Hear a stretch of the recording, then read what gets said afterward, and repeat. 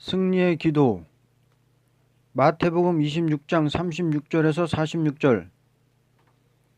하나님께서는 아무리 사랑하는 독생자라도 기도로 승리하도록끔 하셨다. 우리는 승리하는 일에 있어서 반드시 기도가 있어야 된다는 것을 알아야 할 것이다. 하나님의 아들이 만민의 죄를 짊어지고 십자가의 승리를 이루기 위하여 기도하신 일은 세계 인류의 대표적인 기도가 되는 동시에 기도의 표본이 된다. 기도라는 것은 조금이라도 타협이 있을 때는 필요가 없고 완전 승리를 이루기 위하여 필요한 것이다. 이제 승리의 기도에 대하여 다음과 같이 본문으로 증거한다. 첫째, 마음의 고민이 심한 중에 하는 기도. 36절에서 38절.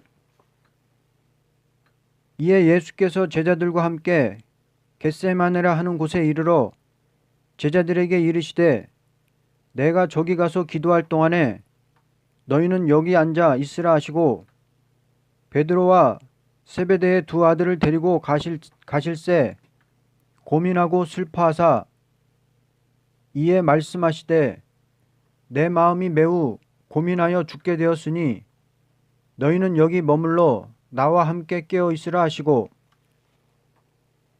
승리의 기도라는 것은 아무런 고민이 없이는 있을 수 없다.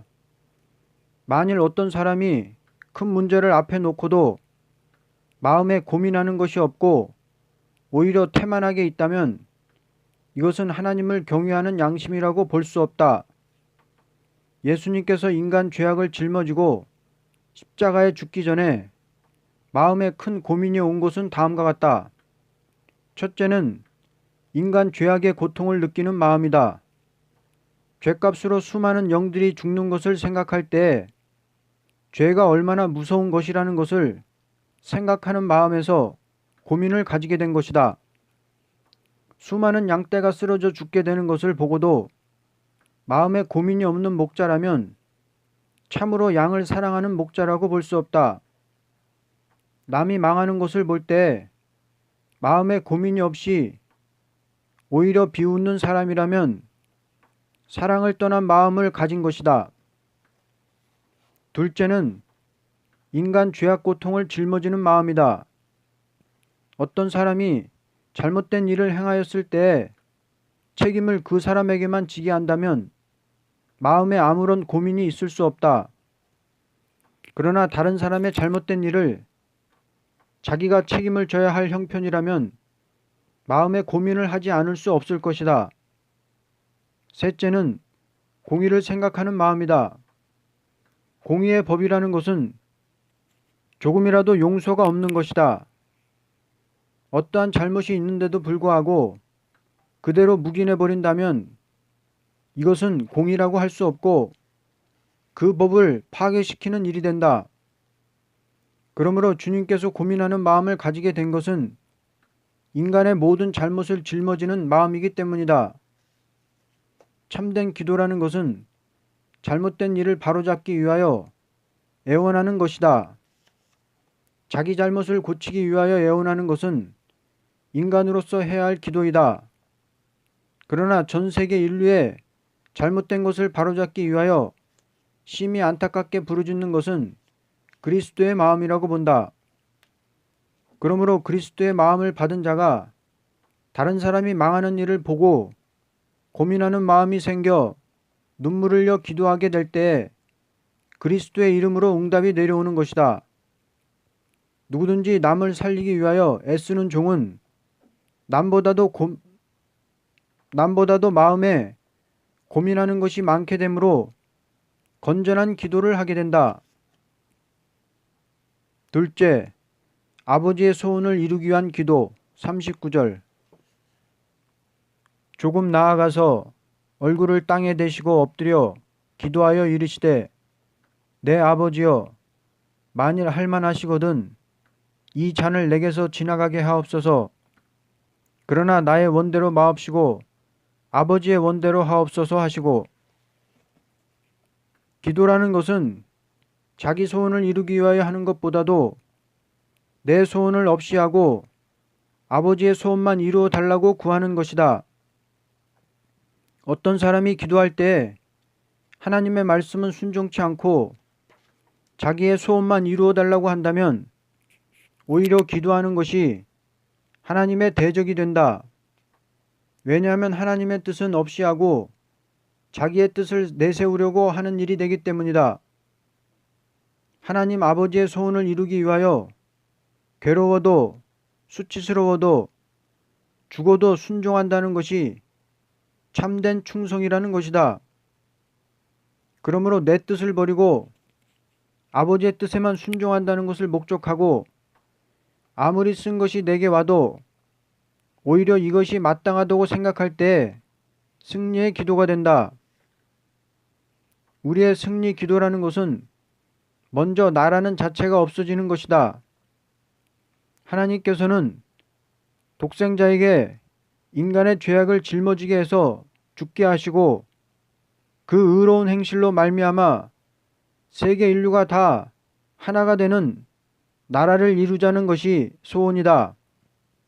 제일 높은 영광도 독생자에게 있게 하시고 제일 높은 의도 독생자에게 있게 하셔서 우리에게 그 안에서 세세 영광을 누리도록 하게 하시는 것이 하나님의 소원이다.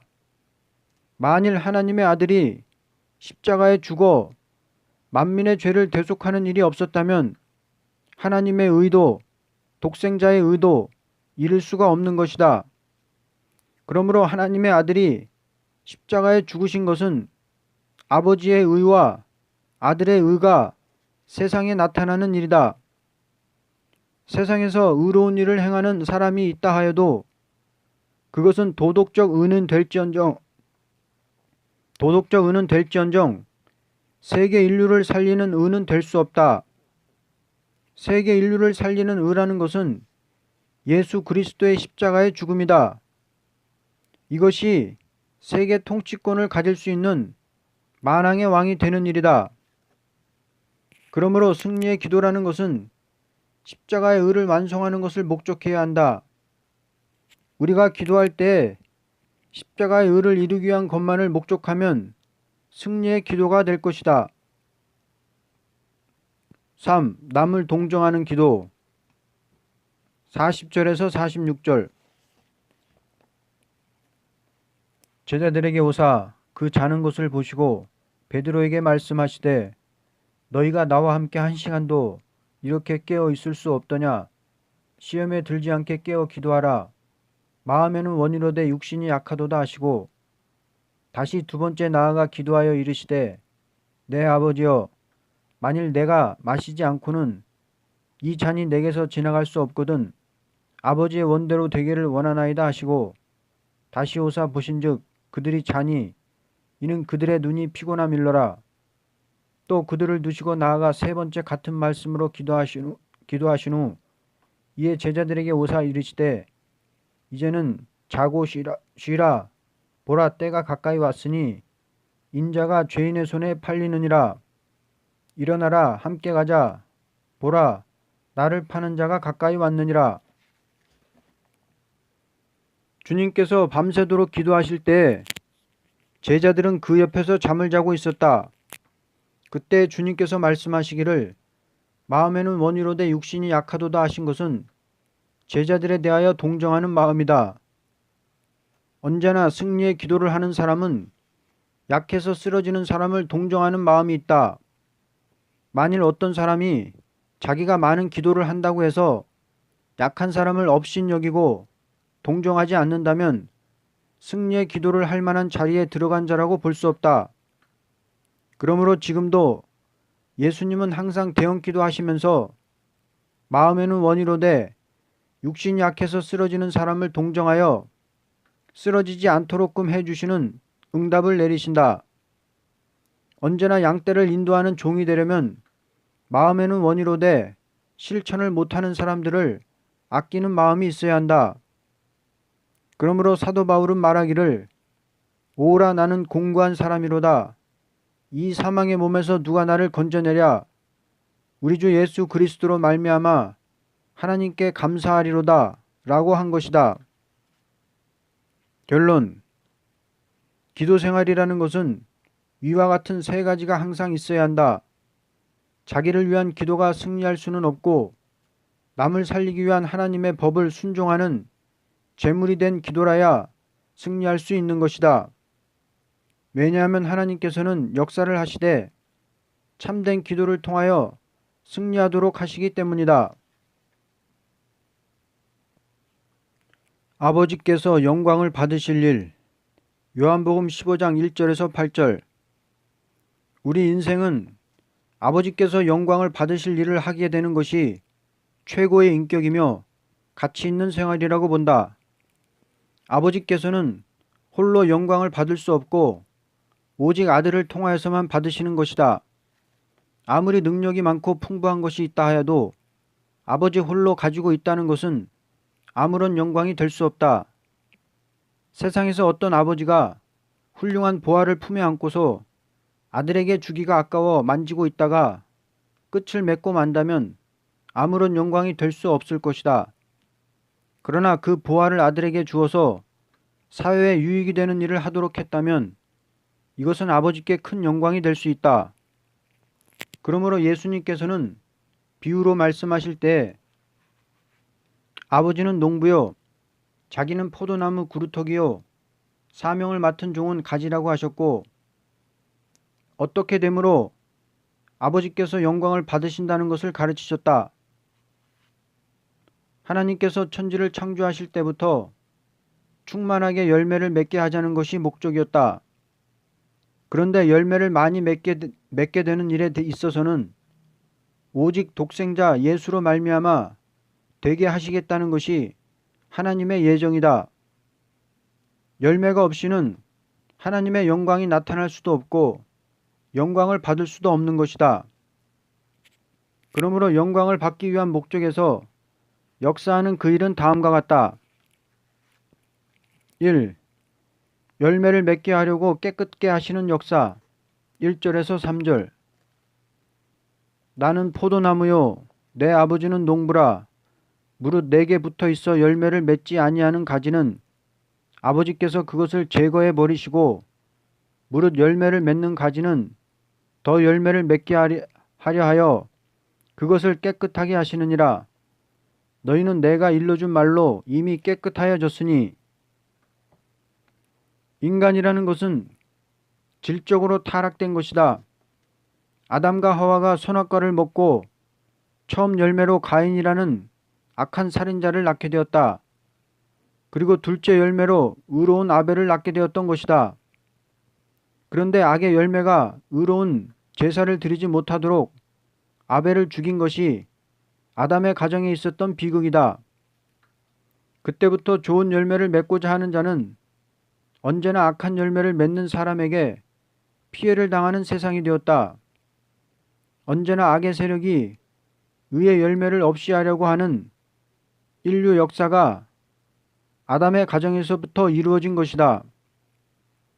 그러므로 인생을 그대로 두고는 아버지께서 영광을 받으실 일을 세상에서 할 수 없게 된 것이 말세라는 것이다. 하나님께서 말세에 아들을 보내어 십자가에서 죽게 하신 것은 더러운 인간들을 깨끗하게 만드는 법을 세우기 위한 희생이다. 하나님께서는 당신이 거룩한 신이라고 해서 더러운 인간들을 버릴 수가 없다. 그리고 더러운 인간들을 그대로 받아들일 수도 없는 것이다. 그러므로 깨끗게 만드는 법을 세운 것이 속죄제를 받으시고 응답을 내리는 역사가 된다. 누구든지 깨끗해지기를 원하는 자라면 하나님께서 무조건 깨끗게 만들어서 열매를 맺게 하시되 가장 깨끗한 진액을 그리스도로 말미암아 받도록 하는 것을 기독교의 은혜 역사라는 것이다. 하나님께서 인간을 스스로 깨끗하게 살 수 있도록 낸 것은 아니라고 본다. 오직 예수 그리스도로 말미암아 깨끗해진 자라야 마귀를 이길 수 있으며 자기가 스스로 깨끗해지려고 결심했다는 것은 외식에 불과한 행동이 되고 마는 것이다. 왜냐하면 인간 자체에는 타락한 본질이 있기 때문이다. 그러므로 깨끗해지는 것이 사람에게 있지 않고 조물주 하나님의 역사로 깨끗해지는 열매가 있는 것을 생명의 종교라는 것이다. 아무리 교회가 모든 일을 잘해 나간다 하여도 깨끗게 하는 역사를 받지 못했다면 아무런 열매가 있을 수 없다. 그러므로 열매를 맺게 하기 위하여 깨끗게 하시는 하나님의 역사를 받는 일에 목적을 둔 것이 아버지께서 영광을 받으실 일이 되는 것이다. 2. 그리스도 안에서만 열매를 맺게 하시는 역사. 4절에서 6절. 내 안에 거하라. 나도 너희 안에 거하리라. 가지가 포도나무에 붙어 있지 아니하면 스스로 열매를 맺을 수 없음 같이 너희도 내 안에 있지 아니하면 그러하리라. 나는 포도나무요 너희는 가지라. 그가 내 안에 내가 그 안에 거하면 사람이 열매를 많이 맺나니 나를 떠나서는 너희가 아무것도 할 수 없음이라. 사람이 내 안에 거하지 아니하면 가지처럼 밖에 버려져 마르나니 사람들이 그것을 모아 불에 던져 사르느니라. 아담 안에서 모든 사람이 죽게 된 것을 그리스도 안에서 살게 하는 법을 세운 것을 하나님께서 영광으로 삼으신다. 왜냐하면 아담 안에서 천국이 이루어지기를 원하는 것보다도 그리스도 안에서 천국이 이루어지는 것이 아버지의 소원이기 때문이다. 그러므로 하나님께서는 아담을 독생자 예수 그리스도 안에서만 열매를 맺을 수 있는 인격으로 창조했다고 볼 수 있다. 아담이 너무나 미약한 존재라는 것을 우리는 생각해 보면 알 수 있다. 만약 우리가 아담과 같이 미약한 존재라면 기독교를 유지해 나갈 수 없을 것이다. 그러므로 아담은 오직 속죄제를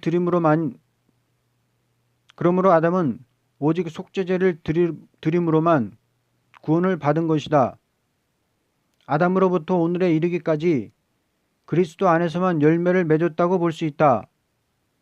구약 때에 양을 잡아 드렸던 제사는 오실 메시아를 믿고 드린 것이며 지금 우리가 드리고 있는 제사는 오신 메시아의 영원한 속죄제에 의한 것이다.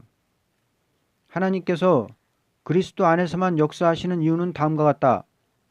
첫째, 그리스도의 의의 역사가 아니고는 아무런 것도 받을 수가 없다는 것이다.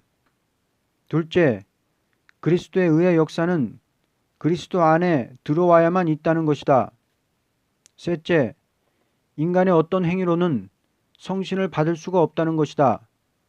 왜냐하면 성신의 역사라는 것은 그리스도의 의로운 역사로만 우리에게 오기 때문이다.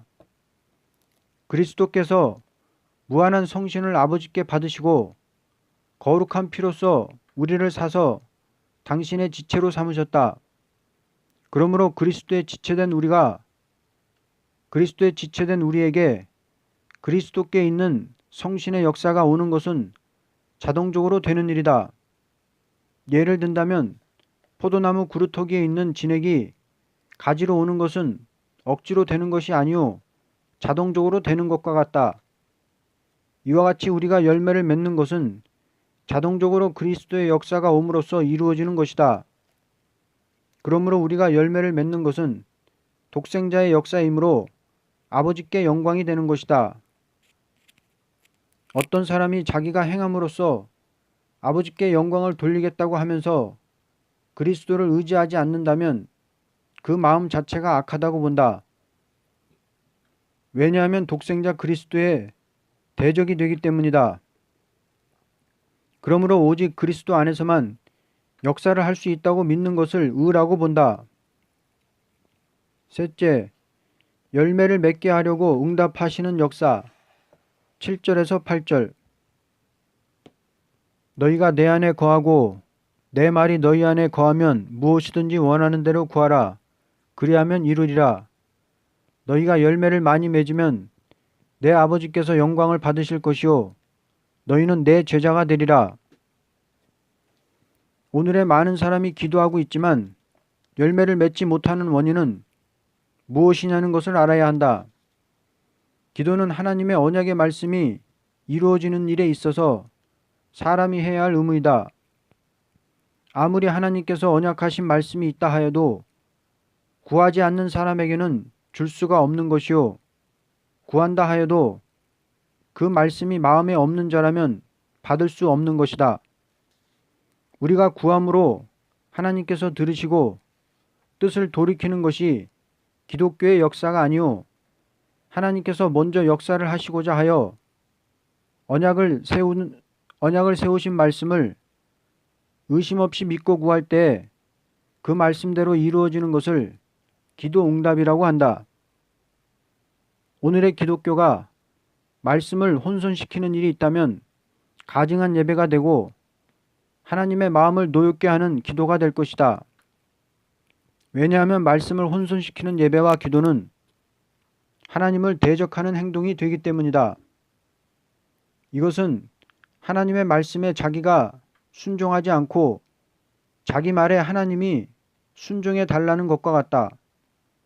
이러한 사람의 행동은 하나님을 영화롭게 하겠다는 마음보다도 자기를 영화롭게 하려는 마음에서 하나님을 자기에게 속해 있는 한 부분으로 여기는 일이 된다.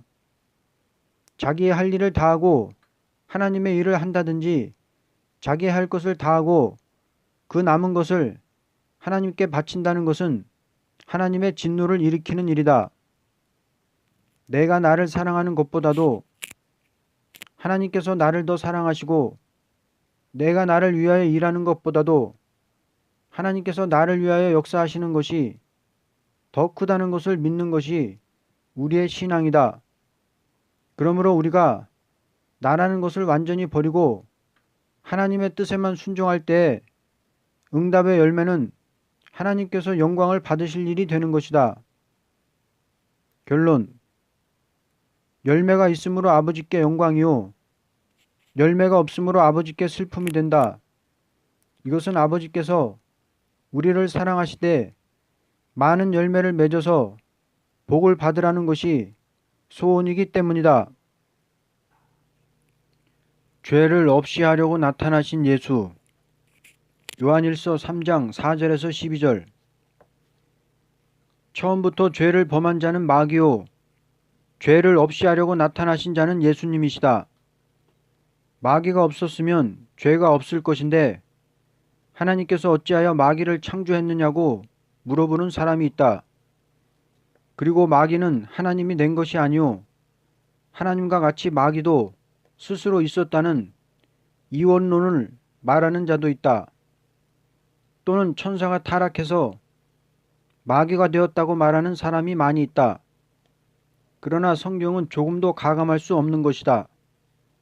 하나님께서 마귀를 창조하신 것은 근본이 가장 강교한 뱀이다. 가장 강교하다는 자체는 하나님의 말씀을 그대로 믿지 못하도록 하는 것이다. 하나님께서 마귀에게 이러한 기능을 준 것은 아무리 꾀이는 일이 있어도 가장 강교한 뱀의 말보다 하나님의 말씀이 참인 줄 믿는 자에게 완전한 것을 주기 위한 목적이다. 그러므로 죄라는 것은 두 가지로 볼 수 있다. 남을 범죄하도록 꾀이는 죄도 있고 꾀임을 받아 범죄하는 죄도 있는 것이다. 남을 꾀어서 범죄하게 하는 것은 마귀의 행동이요 꾀임을 받아 범죄하는 것은 어리석은 사람의 행동이다.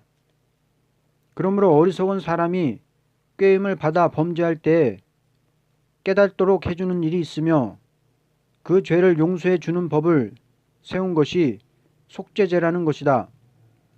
그리고 죄를 짓게 꾀는 것이 옛뱀인 용의 역사이다. 이제 죄를 없이 하려고 나타나신 예수님의 역사에 대하여 본문으로 증거한다. 1.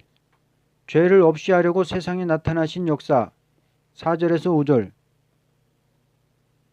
죄를 짓는 자마다 불법을 행하나니 죄는 불법이라 그가 우리 죄를 없애려고 나타나신 것을 너희가 아나니 그에게는 죄가 없느니라. 하나님의 아들이 인간의 몸을 입고 세상에 나타나신 것은 세계 인류 가운데 택함을 입은 사람의 죄를 없이 하는 일을 하시려고 오신 것이다. 기독교의 역사라는 것은 사람이 하나님을 찾는 것이 아니요 하나님께서 아무것도 모르고 흑암 속에서 거하는 사람을 찾아오셔서 행하신 일이다. 만일 사람이 연구할 수 있다든지 찾아볼 수 있는 역사라면 인간의 죄를 없이 할 수가 없을 것이다. 그러나 거룩한 나라에 계시던 예수님이 죄를 진 인간들을 찾아오셔서 그 죄를 없이 할 수 있는 법을 세우신 것이니 이것이 만민의 죄를 대속한 십자가이다. 죄라는 것은 죄를 지은 사람이 없이 할 수도 없고 죄를 범한 자를 벌할 수 있는 권리를 가진 자라야 없이 할 수 있는 것이다. 만일 죄를 벌할 권리가 있는 자라고 해서 법을 무효로 한다면 이것은 법을 낸 자를 멸시하는 일이 될 것이다. 그러므로 범죄자의 죄를 없이 할 수 있는 조건이 되며 법을 세운 자에게도 법대로 벌을 주지 못하도록 할 수 있는 것이 십자가이다. 하나님께서 죄를 없애는 일을 하기 위하여는 독생자를 죄인을 대신해서 죽게 하시고 다시 살리셔서 역사하는 것밖에 다른 법은 없는 것이다. 그러므로 죄를 없이 하기 위하여 아들을 세상에 보내서 예수는 분명히 하나님의 아들이라는 것을 알도록 하기 위하여 3년간 이적을 행하게 하셨고 아들이 십자가에 죽을 때에도 많은 사람이 왕래하는 골고다에 높이 달아 왕래하는 사람들까지라도 알게 하셨고 아들이 완전 승리로 부활한 후에도 부활을 의심하는 자들에게까지 나타나 만져보라고 하셨다. 예수님이 하나님의 아들이라는 것은 증거로 나타냈고 십자가에 죽는 것은 세상이 알도록 하시었고 부활하신 것은 친히 나타나셔서 보여주셨던 것이다. 누구든지 나타난 예수를 의심 없이 믿는 자는 그 죄를 없이 하는 속죄의 은총을 주시는 동시에 다시 기억지도 않으신다. 인간의 죄 하나를 없애기 위하여 역사하신 일은 천지 만물을 창조하는 일보다 더 큰 일이라고 본다. 왜냐하면 천지가 없어진다 하여도 예수 그리스도의 공로로 죄를 없이 한 사람은 영원히 영생하기 때문이다. 2. 그리스도 안에 거하는 자는 죄를 범치 않게 하시는 역사. 6절. 그 안에 거하는 자마다 범죄하지 아니하나니 범죄하는 자마다 그를 보지도 못하였고 그를 알지도 못하였느니라. 주님께서는 인간이 과거에 지었던 죄를 없이 하는 것으로서 끝을 맺는 것이 아니다. 그리스도 안에 거하는 사람은 범죄치 않도록 성신으로 다스리는 것이 주님의 역사이다. 하나님의 성신은 그리스도 안에서만 역사하기 때문에 그리스도 안에서 벗어나게 될 때 죄를 범하는 것이요 그리스도 안에 있게 될 때 결코 범죄함이 없는 것이다. 그리스도 안이라는 것은 하나님의 사랑 안에 있는 것을 말한다. 사랑의 계명을 지키려고 하는 자는 하나님의 사랑 안에 있게 되는 행동이요 사랑의 계명을 지키려고 하지 않는 자는 하나님의 사랑 안을 벗어나는 행동이다. 만일 어떤 사람이 그리스도 안에 있다 하면서 죄를 범한다면 미혹을 받은 자라고 볼 수 있다. 오늘의 기독교 신자들이 그리스도 안에 살지 않고 한 교회 안에서 사는 것을 신앙생활로 본다는 것은 아무런 산체험이 없는 사람들이 하는 일이라고 본다. 그러므로 우리는 주 안에 있고 주님은 우리 안에 있어서 당신이 하실 일을 우리를 통하여 하시고 당신이 받은 왕권의 영광을 우리에게도 주고자 하시는 것이 죄를 없이 하기 위하여 나타나신 그리스도의 역사라는 것이다. 죄 때문에 죽으신 예수님이 조금이라도 죄를 용납할 수 없는 것이요 죄를 회개하는 자에게 죄를 그냥 둘 수도 없는 것이다. 그러므로 예수님은 자신이 죄가 없는 동시에 죄를 없이 하는 일을 하시고 죄 없이 함을 받은 자를 들어쓰시되 하나의 나라를 이루는 것을 목적하고 역사하시는 것이다. 셋째, 마귀의 일을 멸하시는 역사. 8절.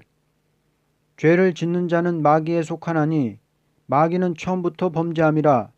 하나님의 아들이 나타나신 것은 마귀의 일을 멸하려 하심이라. 예수님께서 먼저는 죄를 없이 하는 일을 하여 마귀의 일을 이기는 사람의 수가 차기까지 참으신다.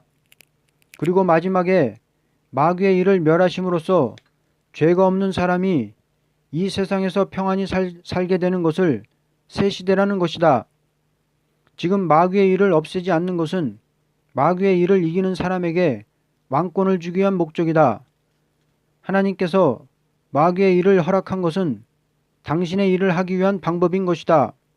마귀의 일이 없다면 하나님의 일이 필요가 없고 하나님의 일이 없다면 마귀의 일이 필요가 없는 것이다. 언제나 하나님의 역사가 일어날 때에 마귀의 일도 일어나도록 허락하신 것은 마귀가 역사한다 하여도 하나님의 일을 하는 자에게 큰 영광을 주기 위한 선한 방법이다. 만일 어떤 사람이 하나님의 일을 한다고 하면서 마귀의 일을 용납한다면 그 시간부터 그리스도의 원수가 되는 것이다. 아무리 하나님을 공경한다 하여도 마귀의 일을 없이 하려는 예수님과 하나가 되지 못한다면 아무런 열매 없는 자가 되어 가인과 같이 될 수도 있다. 그러므로 형제를 사랑치 않는 자는 하나님의 자녀라고 볼 수도 없고 오직 형제를 사랑하는 자라야 하나님의 자녀라고 볼 수 있다. 결론. 죄를 없이 하려고 나타나신 예수님은 죄인을 부르는 동시에 죄를 용납할 수 없고 죄를 용납지 않는 동시에 회개하는 자의 죄를 조금도 남기지 않고 다 없애는 것이다. 누구든지 예수님과 하나가 되려면 죄를 없이 하는 일에 생명을 아끼지 않고 싸우는 생활이 있어야 한다. 아멘.